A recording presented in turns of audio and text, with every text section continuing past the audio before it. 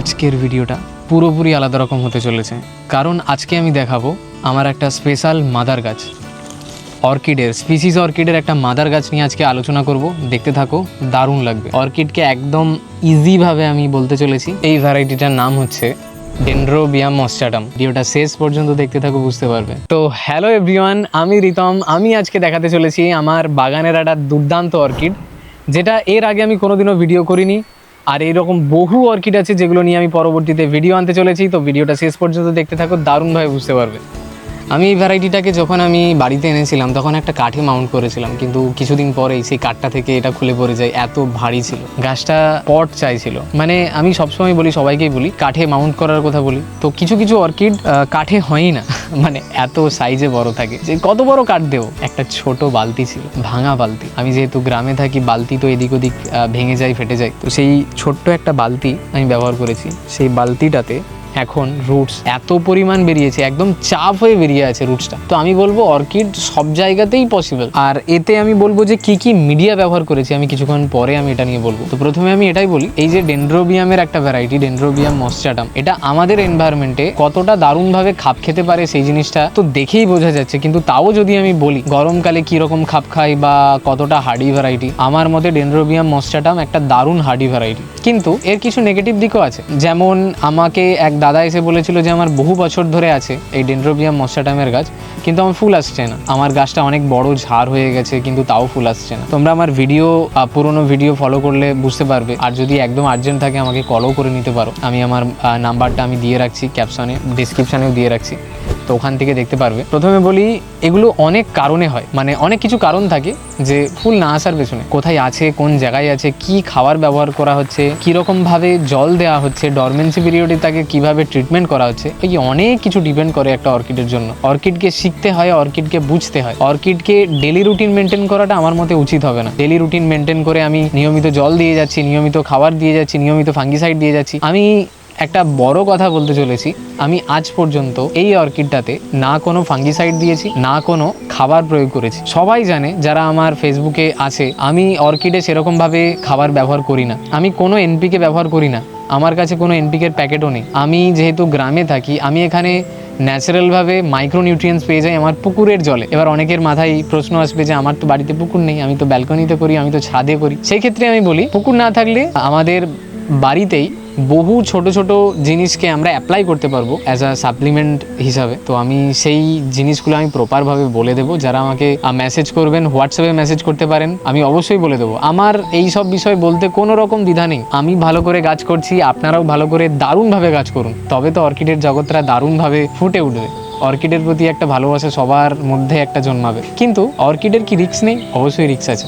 বহু ভ্যারাইটি, আমি যেহেতু রেয়ার আর ইউনিক কালেকশন করতে পছন্দ করি, সেক্ষেত্রে এইরকম বহু অর্কিড আছে যেগুলো আমাদের এনভায়রনমেন্টে প্রচুর প্রবলেমও হতে পারে। কিন্তু না জেনে অর্কিড করলে বহু অর্কিডের সমস্যা দেখা দিতে পারে। তাই আমার মতে সব থেকে প্রথম প্রত্যেকটা অর্কিড সম্পর্কে জানতে হবে। আর একটা ছোট্ট জিনিস আমি আলাদা আলাদা করে দিই, যারা আমার এই ভিডিওটা নতুন দেখছে তাদের জন্য আমি বলি যে স্পিসিস অর্কিড নিয়ে আমি বারবার ধরে আমার মুখ থেকে বেরোচ্ছে স্পিসিস অর্কিড। স্পিসিস অর্কিড কি আর হাইব্রিড অর্কিড কি, এটা নিয়ে আমি পুরোনো ভিডিও করেছিলাম। কিন্তু তাও যদি বলি, স্পিসিস অর্কিড হচ্ছে নেচারের নিজস্ব তৈরি অর্কিড, যেগুলো আমাদের এনভায়রনমেন্টে দারুণভাবে খাপ খেয়ে যায়, বা নেচার যেগুলোকে নিজে থেকে তৈরি করেছে। আর সেই স্পিসিস অর্কিডগুলোকে ল্যাবে নিয়ে গিয়ে টিস্যু কালচার অর্কিড হাজার হাজার লাখো প্রত্যেক বছর প্রত্যেকটা সিজনে ইম্পোর্ট করা হয় বাইরে থেকে, থাইল্যান্ড থেকে, অন্যান্য জায়গা থেকে, বা ইন্ডিয়াতেও এখন হচ্ছে টিস্যু কালচার করে, যেগুলো নার্সারি বা বিভিন্ন জায়গাতে একদম ভরে ভরে আছে। ডেনড্রোবিয়াম, ক্যাটালিয়া, ফেনালপসিস যেগুলো একদম চল আছে, সেগুলো হচ্ছে হাইব্রিড ভ্যারাইটি। হাইব্রিড খুব দামিও হয়, কম দামি হয়, কিন্তু স্পিসিস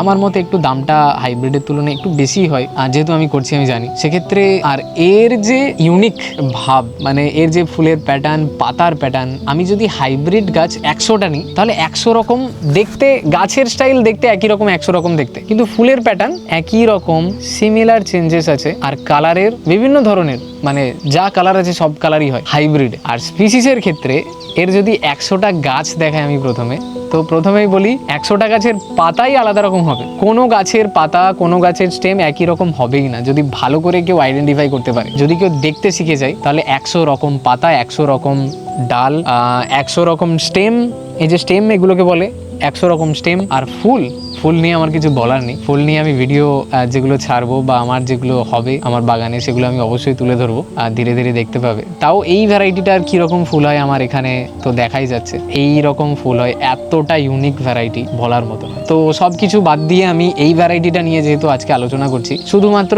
এই ভ্যারাইটিটাই থাকবে। এই যে এত বড় গাছ, আমি একদম সত্যি কথা বলতে চলেছি, এই গাছের জন্য আমি কি করেছি প্রপারভাবে যদি বলি। এই গাছটা আনার পরে পট তো ছিল না, তাই বালতিকে কেটে সরু সরু করে কেটে আমি মাউন্ট করলাম। চাপ হয়ে শেকড় একদম বালতিতে জড়িয়ে ধরে আছে, আর বালতির চারপাশ থেকে যে ফুটোগুলো আছে সেখান থেকে চাপ হয়ে শেকড় বেরোতে আরম্ভ করেছে। আর একদম ইজিভাবেই করেছি আমি না কোনো ফাঙ্গিসাইড ব্যবহার করেছি, না কোনো এনপিকে ব্যবহার করেছি, না সিজনে কোনো খাবার দিয়েছি, শুধুমাত্র পুকুরের জল। পুকুরের জলে প্রচুর পরিমাণ মাইক্রোনিউট্রিয়েন্টস থাকে। বৃষ্টির জল, বৃষ্টি তো এখন তো প্রচুর পরিমাণ হচ্ছে আমাদের এখানে, তাই বৃষ্টির জল আমার তো ডাইরেক্ট আছে।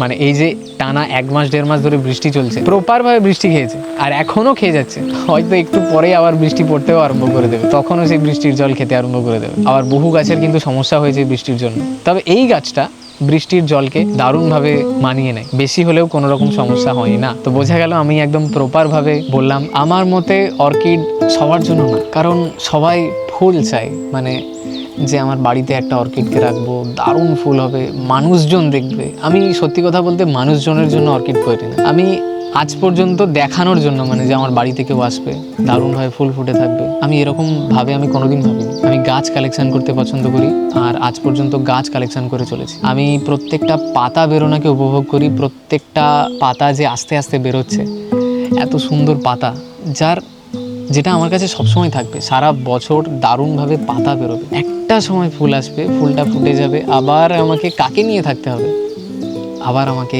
একে নিয়ে থাকতে হবে। এত সুন্দর গাছ, আমার তো গাছ দেখলে মন পড়ে যায়। তবে স্পিসিস অর্কিড খুব ভালো দেখতে হয় না হাইব্রিডের মতো, এ অত হিষ্টপুষ্ট হয় না। এর যদি 50টা ভ্যারাইটি দেখায় তাহলে 50 রকম, কোনোটা এইটুকুটাও হয়, কোনোটা এত বড়, কোনোটা এত বড়, কোনোটা এত বড়, কোনোটা এত বড়, কোনোটা আবার এতও বড়। তো সব রকম আমি অর্কিড দেখাতে চলেছি। আমার বাগানে যে সমস্ত অর্কিড আছে আমি পরপর ধীরে ধীরে ভিডিও তো অবশ্যই বানাবো। আর অবশ্যই যদি আমার এই জগৎ তোমাদের ভালো লেগে থাকে তাহলে অবশ্যই চ্যানেলটাকে সাবস্ক্রাইব করে আমাকে একটা কমেন্ট করে দেবে, তাহলে আমি বুঝতে পারবো যে হয়তো আমার ভিডিও কিছু জনের হয়তো ভালো লাগছে। আমার বাগান কিভাবে আমি তৈরি করেছি সেই প্রসেসটা আমি এর আগের ভিডিওতে আমি দেখিয়েছিলাম। তোমরা আগের ভিডিওতে ইউটিউবে গিয়ে দেখতে পাবে, বা ফেসবুকেও যারা আছো ফেসবুকে দেখতে পাবে আগের ভিডিওটা। তো বুঝতে পারবে যে অর্কিডের পরিবেশ আমি কিভাবে তৈরি করতে পারি। ইজি, কঠিন নয়, ভালোবাসতে হবে যে কোনো জিনিস, শুধু অর্কিড নয়, যে যাই গাছ করুন না কেন আপনারা প্রপারভাবে মন দিয়ে করুন আর গাছটাকে ভালোবাসে শিখুন, অটোমেটিক গাছ হবে, চিন্তা করতে হবে না।